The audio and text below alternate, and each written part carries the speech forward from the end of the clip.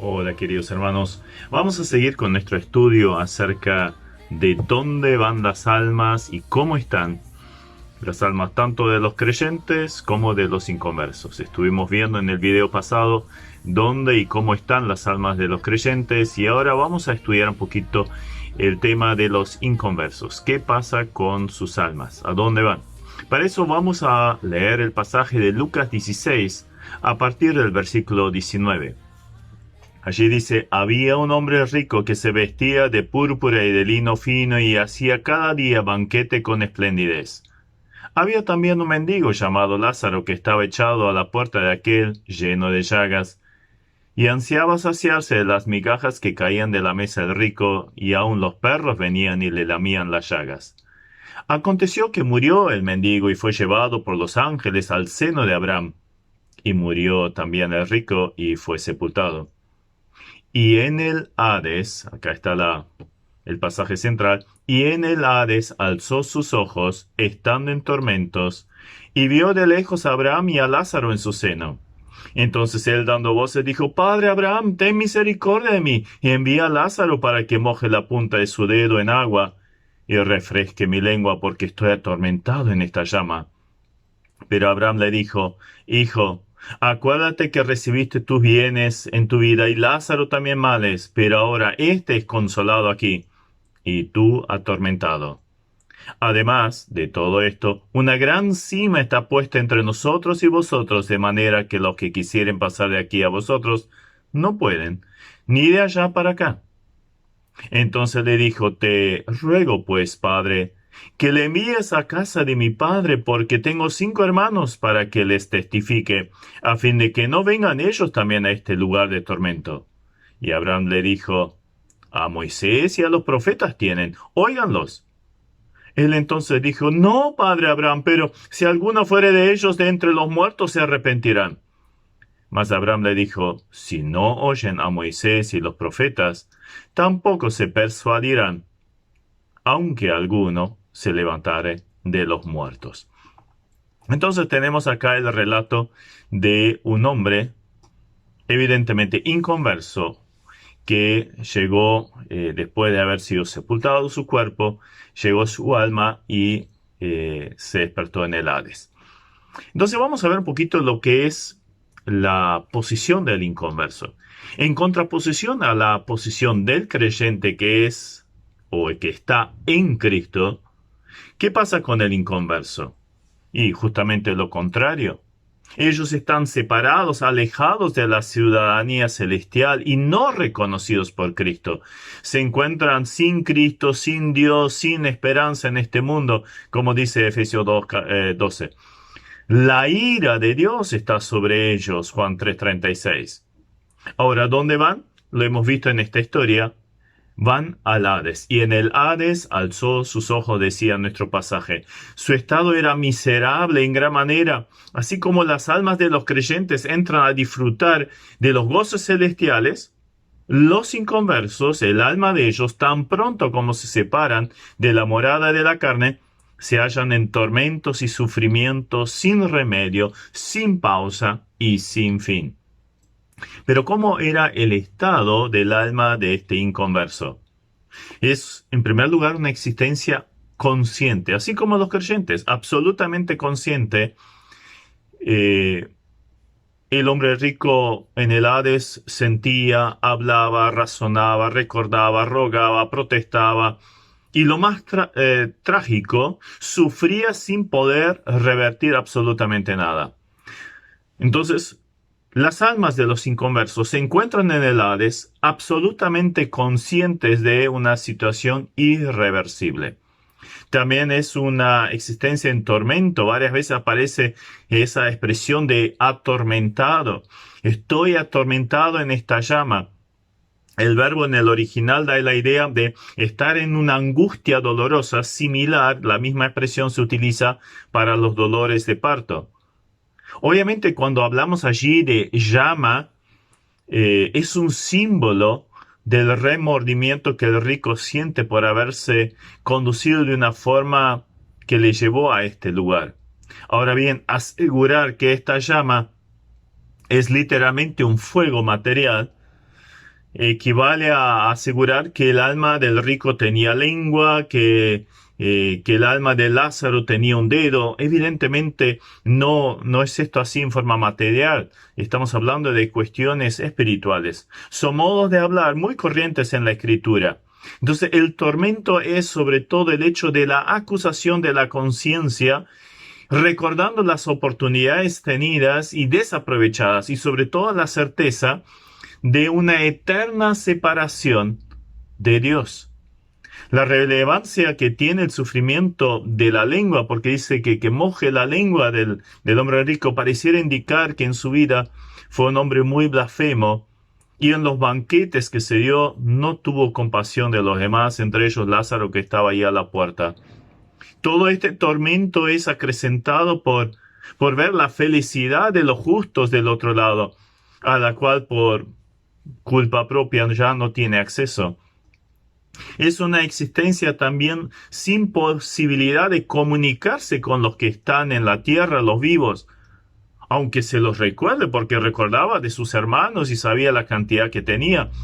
No se puede entrar en contacto con ellos. Ahí radica el gran engaño del espiritismo, que hace ver supuestamente a un padre, un abuelo, lo que fuera, que haya partido. Hablan igual, están vestidos iguales, pero son cuestiones demoníacas. Es también una existencia encarcelada, porque se habla de espíritus encarcelados en 1 Pedro 3:19. Los impíos están encerrados bajo estricta y severa guardia. No pueden salir de allí. Y lo más trágico es una existencia permanente, definitiva. Toda la historia nos muestra el carácter definitivo e irreversible de la condición en que el alma del inconverso se encuentra después de la muerte. Existe una cima infranqueable, por lo cual no se puede salir de allí. Aunque lo llamemos estado intermedio en un término teológico por preceder al estado de resurrección corporal, es una resurrección, ellos esperan la resurrección de condenación. No es algo provisional, sino una anticipación del estado final. En ningún momento vemos que el hombre rico dice, por favor, sácame de acá. Ya sabía, esto no hay vuelta atrás. Entonces, como podemos ver por la afirmación de Abraham acerca de los hermanos del hombre rico, la única solución para que ellos no llegaran también a ese lugar, al Hades, es que lean la Biblia, en este caso el Antiguo Testamento, y por medio de la lectura de la palabra de Dios, llegaran a la fe salvadora que los llevaría al cielo. Entonces la decisión radica ahí. Tomar la decisión por Cristo, en nuestro caso, de creer en Él como Salvador, es la única solución para evitar este lugar. Ahora bien, en cuanto a este tema, hay otras creencias más respecto al estado intermedio después de la muerte. Hay algunos que afirman que es el sueño del alma, o sea, una existencia en que el alma simplemente duerme, que no es consciente de gloria ni de condenación después de la muerte. A lo largo de la historia de la Iglesia hubieron varios grupos que adhirieron a esa postura. Hoy en día, básicamente son los que se llaman testigos de Jehová los que creen en esto. Esta creencia se basa en el error de suponer que necesitamos un cuerpo para actuar, para tener alguna actividad, o también para ser conscientes de nosotros mismos, pero Dios es espíritu, absolutamente consciente y activo. Los ángeles, ¿qué son? Seres espirituales y absolutamente activos. Entonces, no hay ningún problema que nosotros, siendo almas, tengamos acción, recuerdos, sentimientos, etcétera. Entonces no hay ningún problema en creer en cuanto a lo que la Biblia enseña. Tenemos que reconocer, sí, que existen pasajes que hablan de la muerte como un sueño, como un dormir, pero se refieren no al alma, sino al cuerpo. ¿Recuerdan la hija de Jairo? No, la chiquita duerme, y se reían de Jesús. Lázaro duerme, entonces los discípulos dijeron, bueno, entonces le va a ir mejor. Entonces Jesús dijo, no, está muerto. pero voy a ir a levantarlo. Los creyentes que comieron indignamente de la cena del Señor en 1 Corintios 11, algunos duermen. Se refiere a creyentes. Su cuerpo está muerto, su alma obviamente está en la eternidad. Ahora, qué consolador es para el creyente ver la muerte como un sueño. Los salvos descansan esperando la redención corporal, o sea, la resurrección que va a ser en el momento de la venida de Cristo. Ahora, frente a esta realidad, la pregunta que surge es que si los creyentes que murieron tienen noción de lo que sucede en la tierra. O sea, hay algo relacionado, podemos saber, ya estando en el cielo, nuestra alma, qué es lo que está pasando en la tierra. Pasajes bien específicos al respecto no tenemos en la Biblia, pero al menos hay algunos que insinúan algo que nos pueden dar una indicación. ¿Recuerdan la aparición de Moisés y de Elías en el monte de la transfiguración? 6 días antes de ese evento, Jesús había dicho que iba a ir a Jerusalén donde sería martirizado y moriría. Entonces Pedro, inspirado por Satanás, quiso impedir, no, que esto no te suceda, por lo que el Señor lo exhorta vehementemente. Ahora, 6 días después de esto, aparecen entonces Moisés y Elías, y de acuerdo al pasaje de Lucas 15, de Lucas 9, 31, hablaron con Jesús acerca de estos eventos futuros que habrían de suceder, de los sufrimientos. Por lo tanto, pareciera que los que ya partieron tienen cierto conocimiento de lo que sucede en la tierra. Ahora sí, en cuanto a Lucas 15, 7, recordamos las palabras del Señor, digo que así habrá más gozo en el cielo por un pecador que se arrepiente. O sea, todo el cielo se entera cuando hay una conversión. Entonces, evidentemente, cada uno de nosotros, en el momento que hemos aceptado a Jesucristo como Salvador, nuestro nombre sonó en el cielo y todos se enteraron. Es de suponer que si hay fiesta en el cielo por la salvación de un pecador, entonces todos allí, los que habitan en el cielo, se enteran de este hecho. Y en tercer lugar, vemos la historia de Lázaro mismo. Nos muestra que Abraham sabía perfectamente quién era Lázaro y lo que le había sucedido. Y a su vez sabía también que los hermanos del hombre rico tenían las escrituras, o sea, tenían los escritos de Moisés y los profetas. A su vez Abraham sabía quién era Moisés y los profetas. Entonces, evidentemente, hay una noción de lo que sucede en la tierra. ¿Hasta qué punto? No lo sabemos. Eso se lo dejamos a Dios. Ahora, claro, ahí surge la pregunta: ¿se estará triste entonces en el cielo sabiendo que algún pariente no es creyente? ¿Algún amigo que se va al infierno? En primer lugar, tenemos que saber que los lazos familiares ya no van a ser prioritarios en el cielo, como dijo Jesús mismo. Serán como los ángeles de Dios. Lo central va a ser el Señor Jesucristo. La adoración a Él, su presencia, sus atributos. Si recordamos allí en Job 19, cuando Job habla acerca de la resurrección corporal, no dice nada acerca de sus 10 hijos que fallecieron, pero dice: con mis ojos he de ver a Dios, al cual veré por mí mismo y no otro. O sea, estaba enfocado absolutamente a lo que era el Señor. Ya no trascendían los otros lazos. Ahora, entonces en el cielo, ¿qué es lo más importante? Es el Señor Jesucristo, es Dios, es la obra del Señor. Allí trasciende su santidad, su justicia. Patente es que el cielo entero, con la iglesia ya presente, prorrumpen en una gozosa adoración al Señor cuando éste es encontrado digno de abrir los sellos del libro. Recuerdan allí en Apocalipsis el capítulo 5.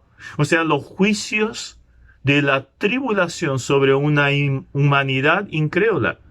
Evidentemente allí habría parientes, pero todo el cielo estalla en adoración al Señor porque es hallado digno de abrir estos sellos. Otro concepto en cuanto a este estado intermedio es el que presenta la Iglesia Católica en cuanto al limbo y al purgatorio. El limbo procede del latín limbos y que significa la franja, orla de un vestido.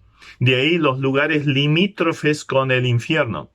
El limbo, de acuerdo a la tradición católica romana, surgió en la Edad Media. Era el lugar donde iban los niños muertos sin haber sido bautizados. También lo identificaron con el seno de Abraham, que encontramos en esta nuestra historia. Y según ellos es el lugar que ocupaban los justos del Antiguo Testamento hasta que se consumó la salvación en el Calvario. Jesús, según Roma, al descender al Hades se llevó ese receptáculo, el lugar de las almas del Antiguo Testamento, a disfrutar una visión beatífica. Como ya vimos, esto no es correcto. Jesús no fue al Hades, fue directamente al Padre. Hoy estarás conmigo en el paraíso. En tus manos encomiendo mi espíritu. O sea, el Señor, en el momento que murió, no fue a ningún Hades. Se fue al cielo. Y allí ya estaban todas las almas de los creyentes del Antiguo Testamento. Ahora, desde el año 1992 en el catolicismo se empezó a poner en duda esa doctrina y en el 2007 se publicó un documento con la firma del Papa Benedicto XVI aboliendo en forma definitiva tal creencia acerca del limbo. Pero seguimos con el purgatorio. Esa palabra viene de purgatorium, que se define un fuego purificador y de acuerdo a la enseñanza de ellos, es el lugar de la purificación penal y temporal. La Iglesia de Roma ha inventado y propagado la idea de que la muerte de Cristo perdona los pecados cometidos antes del bautismo. Por eso se bautiza a los niños de chiquititos. Bueno, todos esos pecados ya han sido borrados. Pero si los bautizados llegan a pecar, o sea, después del bautismo, tienen que pagar por estos pecados en el purgatorio antes de ser admitidos a la presencia de Dios. Solo pueden entrar directamente al cielo los canonizados, o sea, los declarados santos. Pero esto aún se siguen haciendo misas por los papas muertos hace siglos.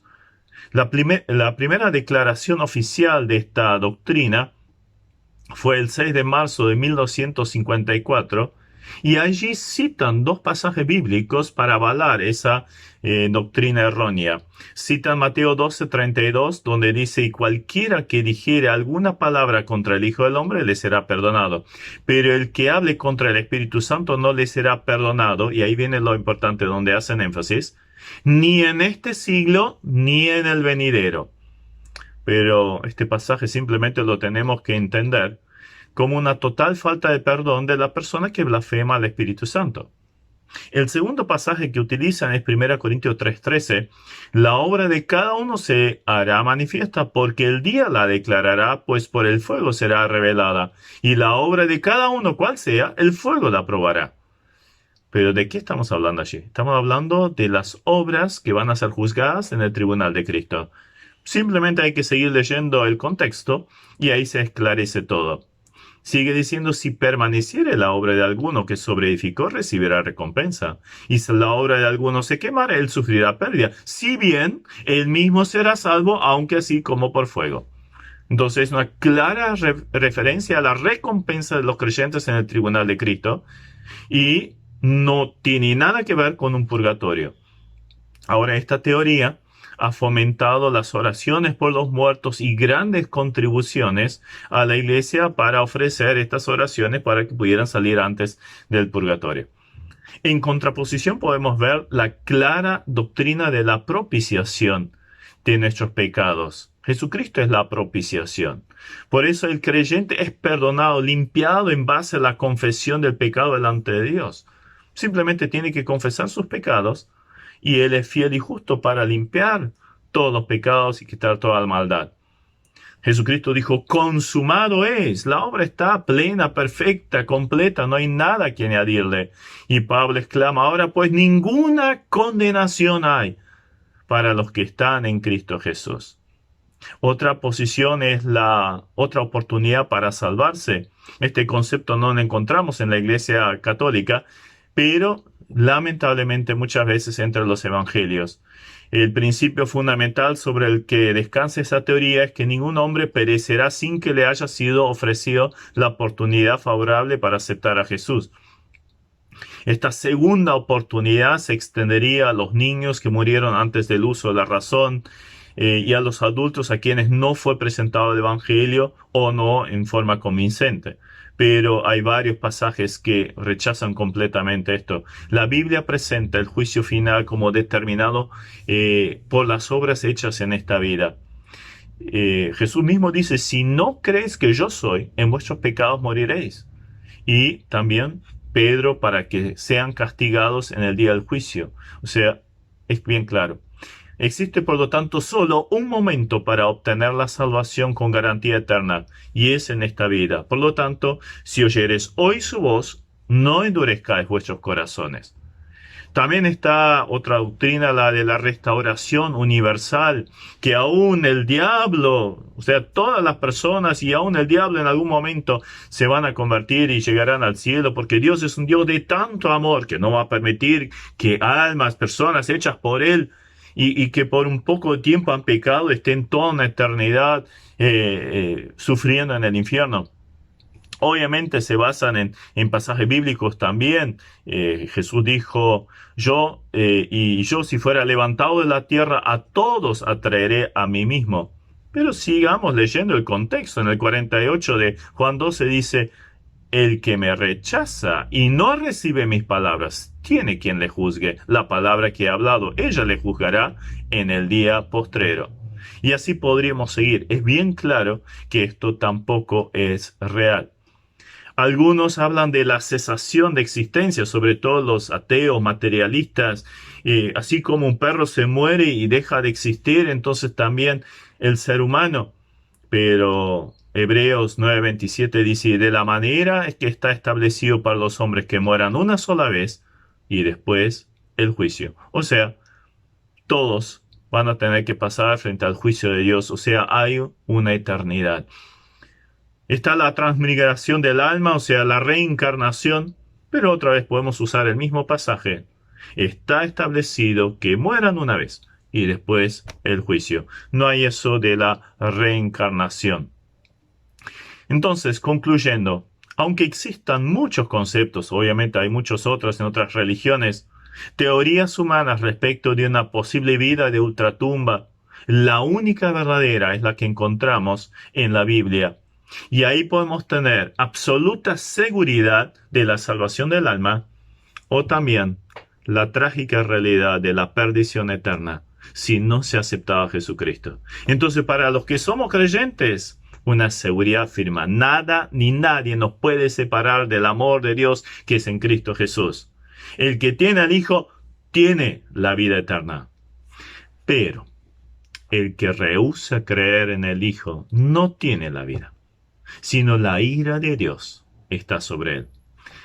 Por tanto, si es esta tu realidad, toma la decisión por Cristo hoy. No lo dejes para más adelante. Podría ser la última oportunidad. Y los que somos hijos de Dios, démosle la gracia a Dios por su perfecta, completa, eterna salvación. Y vivamos de acuerdo a eso, para su gloria. Amén.